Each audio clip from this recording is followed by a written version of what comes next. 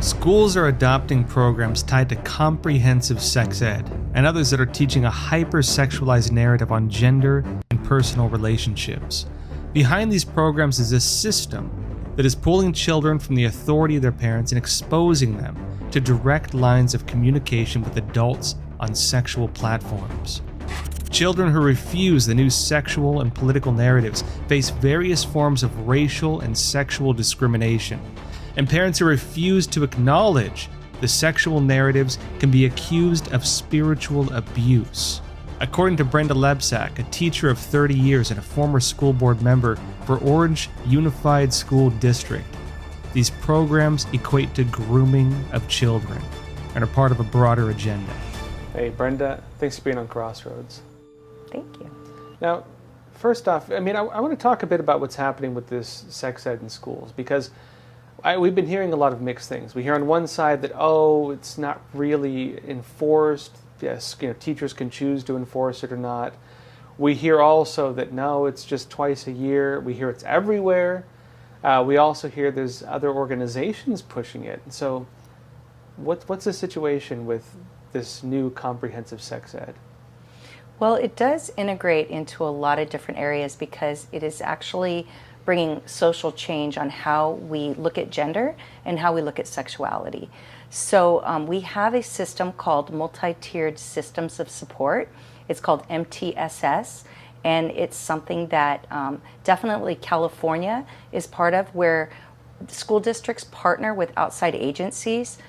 It can be for mental health, it can be for suicide prevention, it can be for tutoring or for sports, but there's many different outside agencies that are coming and having 5-year contracts with a memorandum of understanding. So let's break this down a bit. So in addition to the way that it's being pushed in schools, which we'll get into a bit, there's also third-party organizations that are pushing this kind of new type of sexual education.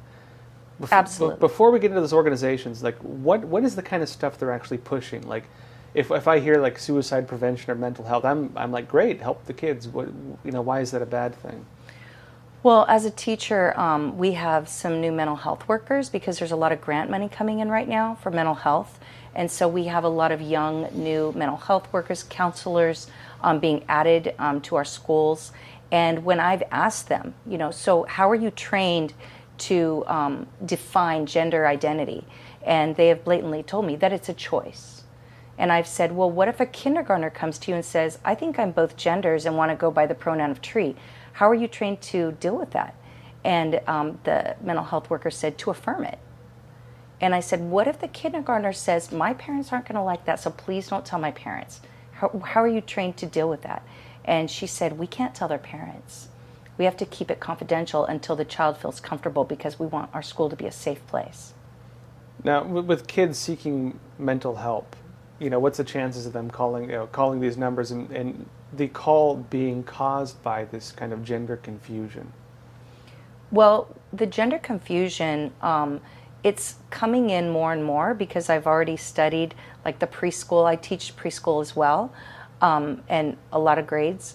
But because I'm a PE teacher for special education kids, so I'm in a lot of schools and a lot of grades. But I've studied the preschool and the universal preschool that Biden wants to bring in, and it already has all of that in it. A lot of it comes from Human Rights Campaign, Welcoming Schools, that teaches kids you can choose your gender. When you're born, parents or doctors just make a guess at your gender by looking at your body parts, but that doesn't determine who you really are. And you can be both genders, neither gender, gender fluid, or change as you go depending on your feelings. So what you're saying basically is that these organizations coming in, they're putting books and education structures in the kindergartens and I guess throughout. This is not limited to just the sex ed programs then, what you're talking about? Oh, absolutely not. It's part of anti-bullying programs. It's part of diversity, anti-racism, Black Lives Matter. It's part of all of that. And so as the schools then begin pushing these narratives, they're saying your parents just don't know. And these kids, their parents are their worlds. What their parent tells them is the world at that point. Then suddenly they're told out of the blue, they first go to school, your parents don't actually know. We know, your parents don't know. And the kid is like, well, what's true then? My parents or what they're telling me? It's definitely creates a dilemma. And I'm not going to say, there's a lot of teachers that don't agree with this, first of all. And it's coming in a gradual way, but also because we have Hollywood, we have TikTok, we have Instagram, and all these virtual platforms that are enforcing this for kids. And now we have our cartoons that are doing that. So they're getting these messages in so many different ways that when parents, they have to be really firm to be able to intentionally teach their children their values. Otherwise, they can really get swept off their feet. And if a child starts thinking, maybe I'm a different gender, which is, if you're taught these things, and I know for me, I was a tomboy.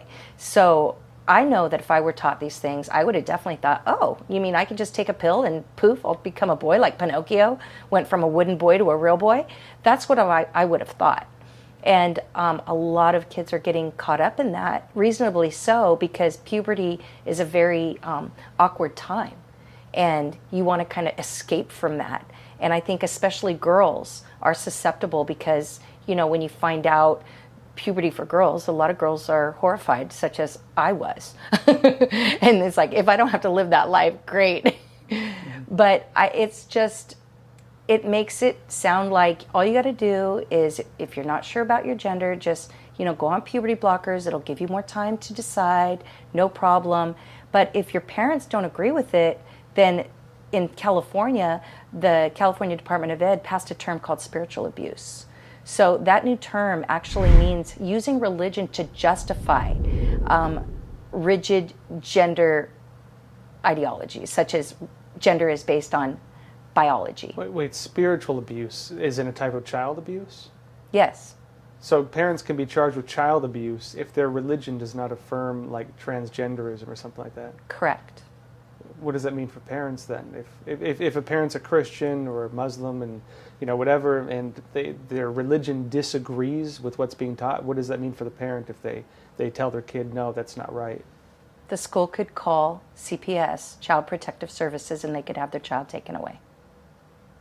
Based on the religious belief of the parents? Correct.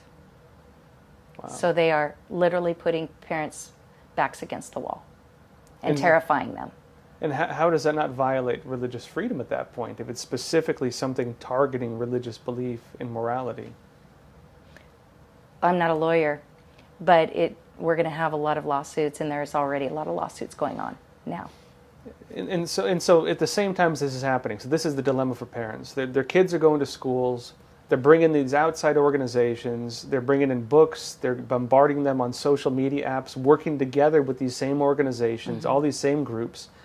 And they're bombarding kids, telling them your parents don't understand, your parents assumed your gender, you can choose whatever you want. The kids are being told conflicting things between home and school and among their peers. And then if parents continue to disagree, the kid can go after their own parents for child abuse? Yes. And so what is, I'm trying to break this down. I mean, this seems like unreal. Like I can't. This seems like what people say is going to happen, and everyone says, no, that'll never happen. But you're saying this is already here. It is here. Yes. And that's why they want to tell the children first and indoctrinate the children, because they're imaginative, they're trusting, and they want to be special. So when it's being portrayed that way, and along with the cartoons, such as Amaze cartoons, where they actually incentivize kids to be to identify as a non-conforming gender, and they liken it to exciting salad ingredients, but they liken biological genders to the kind of old school, like a rock hard piece of lettuce and an old stinky dried up tomato. That's how they talk about it in these Amaze videos. What are these Amaze? What is Amaze? Amaze is part of Advocates for Youth, it's a curriculum that it has a huge following on YouTube, and they're part of the curriculum, but they're also going worldwide in many different languages, teaching kids that gender is based on your feelings. You can choose your gender. It fluctuates, whatever you feel is your authentic self. And it also, with sexuality, the same thing. You know, you can just explore your sexuality at any age, and it can be fluid, and there's unlimited, ever expansive. So this amaze thing, saying that gender is endless and they're doing programs for kids, I mean, first of all, who's behind it? And also, how is it being pushed on kids then into classrooms? Well, who funds it is the Center of Disease Control, CDC. They fund advocates for youth, and so they're funding these amaze videos that are going worldwide. So this is U.S. taxpayer-funded programming then? Yes, and the Center of Disease Control also affirms unlimited genders. So if you go on their website and you look up terminology for LGBTQ, you'll find the word non-binary, which is defined as gender creative, meaning that a child can make up their own gender.